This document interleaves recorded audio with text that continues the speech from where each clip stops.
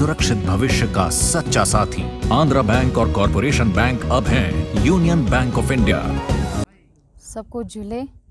मैं लोब्संग डोलमा सरपंच उफ्ती पीवितिंग जंस्कार। हम सब जानते हैं कि हमें यूटी मिला था 2019 5 अगस्त को। तो तब से लेके आज तक हमारे जंस्कार में बहुत ज़्यादा प्रोग्रेसिव वर्क्स में डिफरेंसेस आए हैं। पहले जंस्कार को बहुत पिछड़ा हुआ और पूछने वाले नहीं आते थे, लेकिन जब से लद्दाख यूटी बना है तब से जब से नरेंद्र दामोदर दास मोदी जी ने हमें यूटी दिया है, तो सेंट्रल गवर्नमेंट को थैंक यू बोलना चाहती हूँ on behalf of all the Zanskari. हमें लोग इतना पूछते हैं कि आपको क्या प्रॉब्लम है, आपके पास क्या नहीं है, आपको क्या डेवलपमेंटल वर्क्स चाहिए। तो ये जो है यूटी आने के बाद ही हमारे जंस्कार में शुरू हुआ है। अब जैसे मान लो हमारे ये सब डिवीज़न में जैसे पहले एचओडीज़ बिल्कुल नहीं आते थे, जैसे चाहे शिप हो, चाहे एग्रीकल्चर हो, चाहे ब्लॉक हो। अब से एचओडीज़ भी आने लगी है धीरे धीरे करके।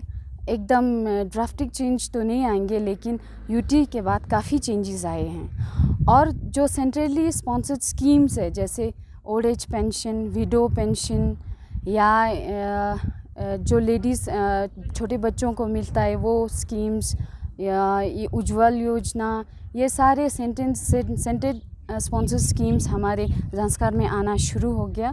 पहले नहीं आते थे। और अभी जब रिसेंट लास्ट डे 28 जुलाई को श्री मेंबर पार्लियामेंट जमयांग सिंह नामग्याल ले से लिंकशेड के थ्रू जंस्कार में पूरे अपनी एक ग्रुप के साथ आए बाइकर्स। और हमारे लिए ये बहुत बड़ी बात है, क्योंकि ये एक सपना है जो हर जंस्कारी 70 साल से देख रहा है कि नेमो पादुम दार्चा रोड खुले है। लेकिन हमारी ये भी गवर्नमेंट से रिक्वेस्ट है, या एमपी साहब से रिक्वेस्ट है, यूटी गवर्नमेंट से ये रिक्वेस्ट है सेंटर से, कि हमारा जो मेन दार्चा रोड है वो भी जल्दी खुले। तो यही हमारी रिक्वेस्ट है एमपी साहब से। बाकी मैं एमपी साहब पे थोड़ा सा उनके बारे में थोड़ा सा बोलना चाहूँगी। श्री जमयांग सिंह नामग्याल जंस्कार के लिए स्पेशली पूरे होल लद्दाख के लिए वो एक मिसाल है, एक एग्जाम्पल है। क्योंकि हमने पहले भी बहुत सारे एमपीज़ हमने इलेक्ट किया है, चाहे मुस्लिम्स हो चाहे बुद्धिस्ट हो, लेकिन इतना एक्टिव, इतना स्पोकन, इतना प्रैक्टिकल एमपी हमने आज तक नहीं देखा है। वो सबसे हमारा लद्दाख का सबसे यंग एमपी है, सबसे डायनामिक लीडर है। आजकल वो एक रोल मॉडल बन गया है हर यूथ के लिए। तो एमपी साहब को मैं हर एक जंस्कारी की तरफ से तहे दिल से शुक्रगुजार हूँ कि वो जंस्कार के हर एक मुद्दे को लेके इतना प्रैक्टिकल, इतना कंसर्न रहता है कि आप लोगों को क्या प्रॉब्लम है, क्या चाहिए। और हमारे डिस्ट्रिक्ट का भी हमने बहुत, जितने भी हमारे बैकवर्डनेस है वो कम हो जाएंगे।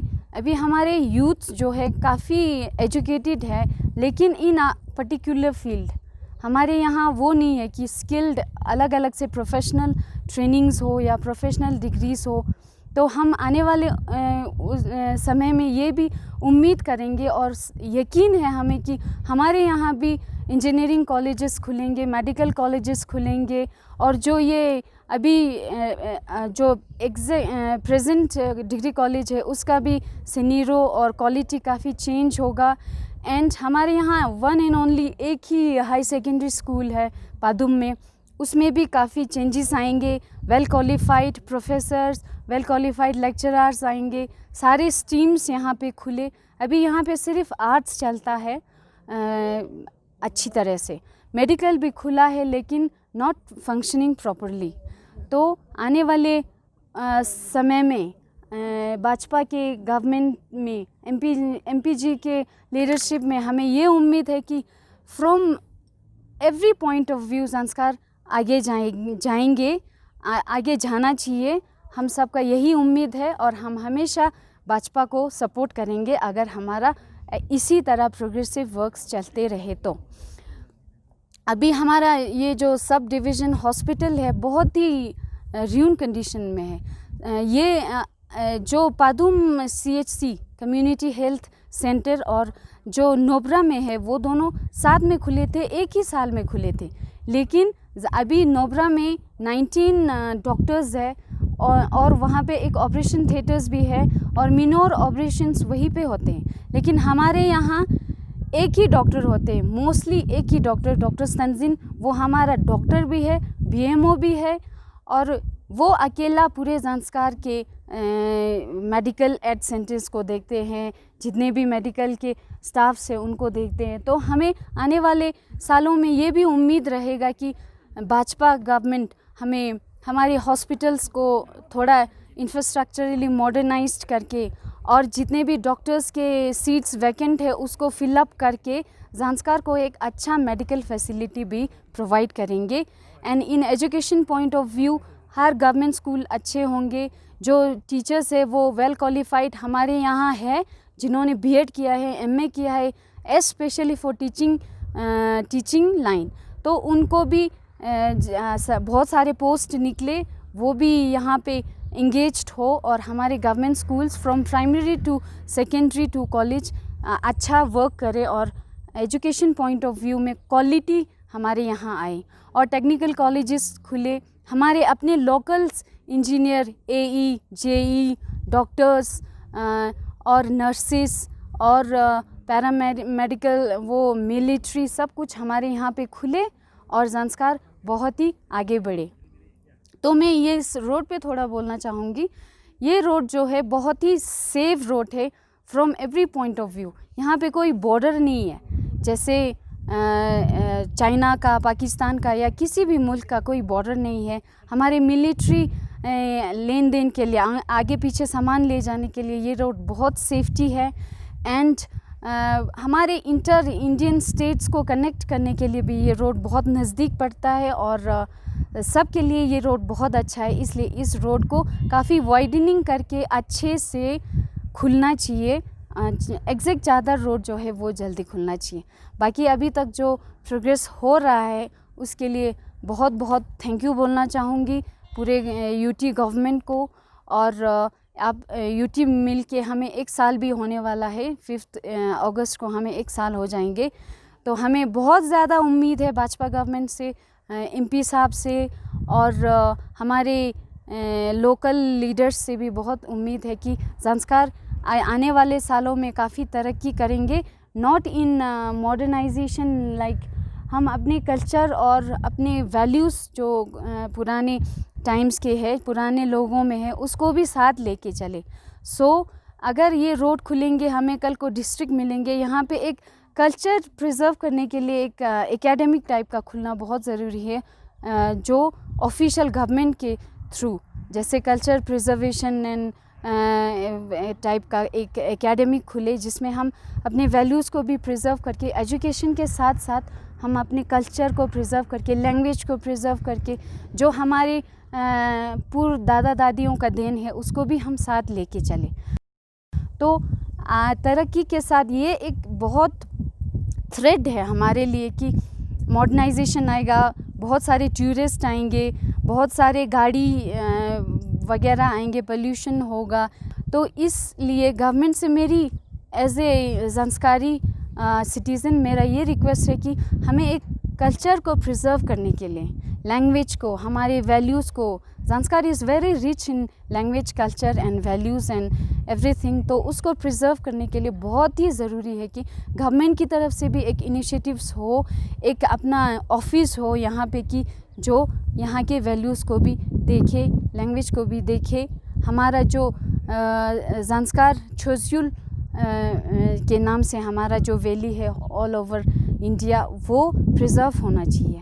तो this is my humble request to government of India, Shri MP Jamyang Tsering Namgyal and all the local leaders of the Zanskar की हमारे तरक्की के साथ साथ हमारा वैल्यूज़, हमारी कल्चर, हमारा लैंग्वेज, ट्रेडिशन प्रिजर्व होना बहुत ज़रूरी है। नहीं तो टूरिस्ट आएंगे, देखेंगे कि ज़ांस्कार ऐसा है, तो मॉडर्नाइजेशन ज़्यादा आएंगे, तो वेस्टर्नाइजेशन ज़्यादा आएंगे, तो टूरिस्ट वेस्टर्नाइजेशन देखने तो ज़ंस्कार नहीं आएंगे।